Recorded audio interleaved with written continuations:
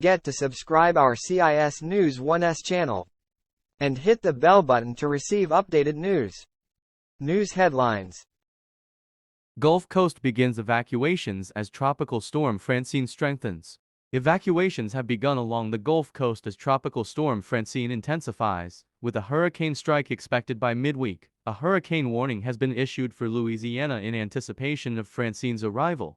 The storm formed late Monday morning in the record-warm waters of the western Gulf of Mexico, a few hundred miles from the Mexico-Texas border. By Monday night, Francine's maximum sustained winds had increased from 50 miles per hour in the late morning to 65 miles per hour, just 9 miles per hour short of reaching hurricane status.